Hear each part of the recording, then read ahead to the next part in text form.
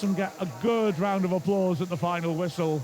This completely rotated side against the League One side, which has only had 3 changes from this last match. Really did well. 3 defeats in the end. A wild and woolly game from start to finish. That was quite something, wasn't it? Yeah, that was a really exciting game to watch. Neutral.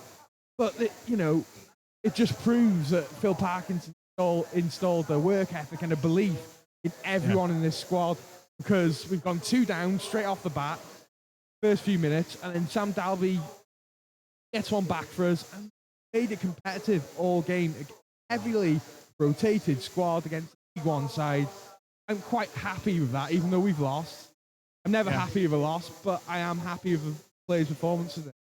Absolutely. I mean, credit to Burton, who had a clear game plan, which was executed well, moving it around very patiently at the back, leaving 4 players up the pitch, very bold, and then at the right moment looking long for them, or looking for passes into pockets in midfield because the game was stretched. They had long periods of possession. They dominated possession, but Wrexham, to be fair, broke with menace, broke with pace, made a lot of chances, and Crocombe made a number of decent saves, to be fair. Yeah, and if it wasn't for that clearance off that headed clearance by a Burton player, we could have been going to penalties right now. Yeah, McAlinden with that late shot. Yeah. That was headed off the line by Hughes. Keeper was beaten. Tremendous header. He came from nowhere to achieve it, didn't he? Looking at the stats, 16 shots by Wrexham to 11 by Burton, to show you that Wrexham were able to get forward and have threat, even though Burton had 1 more shot on target. If you want, you would think that Burton were the League 2 side today, weren't you? And Wrexham were a heavily rotated League 1 side. I think that's harsh on Burton, to be fair. But we certainly showed we got great strength and depth as we knew. Yeah, absolutely. I'm really happy with today's performance. I've got to say, it's man of the match. I mean, I was in towards Dalby. I was going to say Dalby. McAlinden, though, fair play to him. And the way he kept going to the end as well, really impressed me. Linden, I think that's reasonable. I think other players who deserve a pat on the back. I think Aaron James did very well at the back. I was really with him. He's a young lad and he's stood up to the pressure.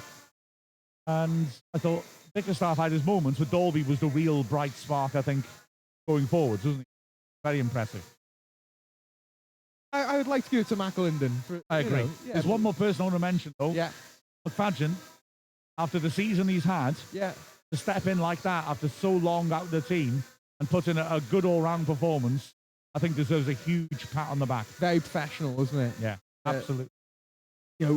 Big credit to everyone on the pitch today. There's a lot of players who are in and around the first team who haven't had the minutes. Everyone looked pretty solid today, so we didn't get the win or the draw to get us to penalties, but it's not the end of the world, is it? That's right. We won't lose a lot of sleep over going at this competition. A lot of players got solid minutes and everyone looked decent. So a crazy game. Wrexham behind after 23 minutes. 2 down after 3 minutes. But coming back, Dalby with a great 5th-minute goal. Looked like it might have been over in the 64th, though, when Burton got a 3rd. But Wrexham kept going.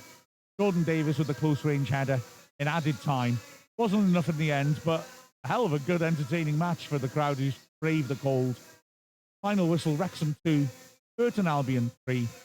We've been Mark Griffiths, Chay from Wrexham.